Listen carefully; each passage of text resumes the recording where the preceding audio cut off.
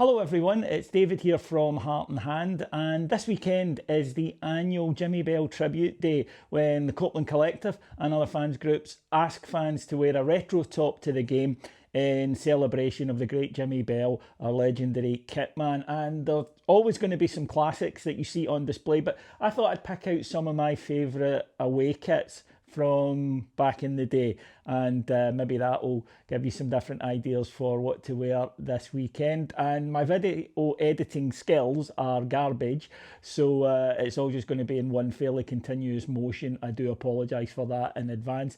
We'll kick off with this from the early 80s, and this was back in the day when away kits were the same as a home kit but in different colours. This is a classic, fairly basic collar. Just the plain blue stripe. Then you have the print on but dark badges, but then instead of the home kit, which of course was blue with the white and red stripe, this was white with the blue and the red kit. You may remember it Inter Milan with the C.R. Smith, but this was from back in the day when you could get shirts, replica shirts, without having any sort of sponsor on them. Don't really get that so much these days. Next up is the first kit that I ever had, actually. My first kit, maybe this explains my love of away kits, but the first one my parents gave me was this one I got in 1985. This is not that shirt, unfortunately. It's long since went to the wayside. And I love this shirt. I don't know why they've never brought out a version of it. Umbro used this design for a number of clubs. You might have seen Dundee and Hearts had similar kits in their colours with this band across it. But the collars were all different on each of those shirts. But I love this. You don't really get... It's quite a practical collar because it's open-necked, as you can see. But just the design on it, I think it's an absolute beezer. And Umbro retro kits, if you're looking for ideas. Now we come to Adidas one, and this was a wee bit outside the box. This one that came out in 93-94 as an away shirt. Again, you can see a button collar, which you don't really get anymore, an actual button. So you could, of course, open it up and give yourself a wee bit more breathing room. Collar, wee bit more detail on it this time, and actually presages, I think, a lot of modern collars where it doesn't go fully in or fully round and sort of ends a little bit there.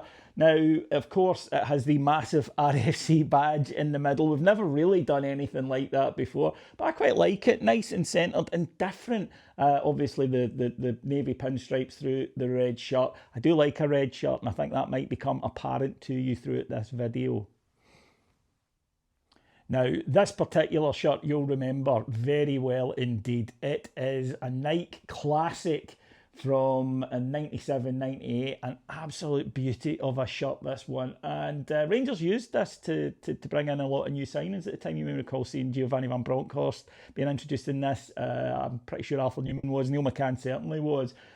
This is just, I think, is almost a flawless shirt as you can get. But interestingly, Rangers then the following season went for a navy, white and blue away kit, which wasn't enough of a change for when we came to play teams. That was 98-99, I do apologise, 97-99. But in 99-2000, Rangers then didn't have an away kit that worked, so we didn't have third kits at the time. So they brought this one back with one slight difference. The sponsor had changed.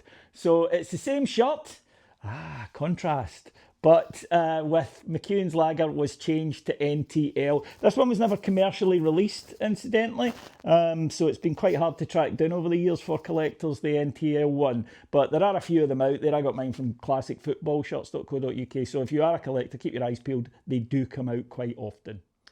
On a similar note, this is a sort of geeky collector thing as well. Rangers in 1988 brought out this, the Monaco strip. Now, we've had versions of this since a few times, like a couple of times ever since. And again, it's a very 80s design, the open collar with the little plastic. But I do quite like the collar, incidentally, with the lines through it. But there was a mistake on the initial run.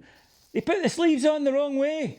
And you could take your shirt back if you had decided that you wanted this one. With the sleeves on the right way. That's the way it's supposed to be. But if you held on to this, and clearly plenty did because they come up for sale every so often, it's become quite the collector's item. So if you have that shirt, go and check what side the sleeves are on. If it's the latter, the mistake, then you're onto a few quid with that one. Underrated taps. This shirt doesn't get a lot of love because it's Admiral, and I don't think Admiral get a lot of love from us as supporters. We remember Nike fondly, we remember even Umbro back in the day more fondly, and we certainly remember Adidas more fondly. But some of the Admiral shirts weren't the best quality, but this one was. Look at this. This is a magnificent shirt. Love everything about it. Have you ever seen something that screamed out Tuesday night versus St Johnstone more than this? Had the badge with the little, as you can see, the crest round it and ready underneath it, so a smaller RFC in there that was used for a few years. Obviously the Admiral logo. Rangers, of course, owned Admiral at the time. They'd taken over the rights and were manufacturing technically their own shirts. There's a nice shadow design through this. It was quite popular in the 80s. But I do think it's a very underrated shirt, and that is a nice detail on the Admiral shirts. I always did enjoy that. But yeah, I love this shirt, and it should get more love than it does.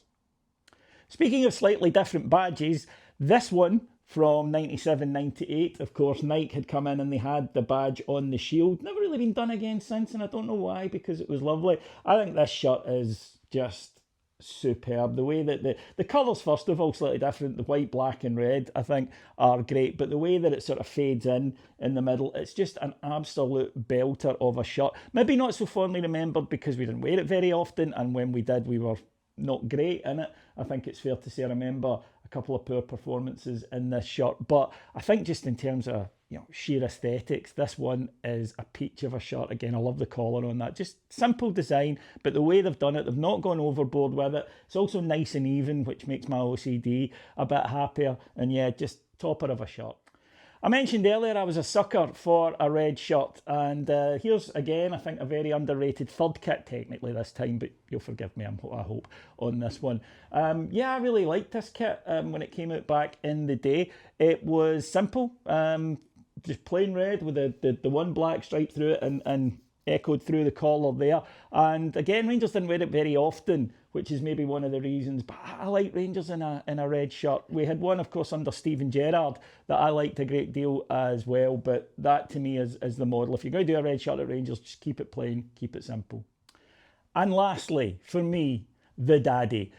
I'm a great believer that if I ever rule the world, then one of the first things I'll bring in will be that football kits should be the same design in different colours for home, away, third, whatever you want to do. You pick a design and you make the colours alternate. That's always been my rule. I don't know why, I just love it. That's the way it should be. And this is the daddy of that. Yes, it is the famous 92-94 Adidas equipment shirt that came out back then, again with the same badge that we were using at the time, classic McEwen's lager, but you know what the home kit looks like. This was what the away kit looked like, and it's just a beautiful shirt. And there's something really pleasing about the design, the way that Adidas did it with the stripes, the big bold stripes on the shoulders. Again, there's a nice little shadow design going through it. But yeah, overall for me, this remains the absolute template of how you do shirts. You have a cracking home shirt,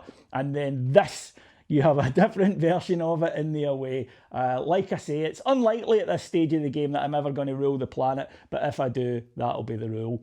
Anyway, I hope you enjoyed this, but more importantly, I hope you enjoy picking out your shirt for Retro Shirt Day this weekend at Ibrox. And if you're having a drink tomorrow night, raise one to Jimmy. He's much missed. Take care, everybody. Bye-bye.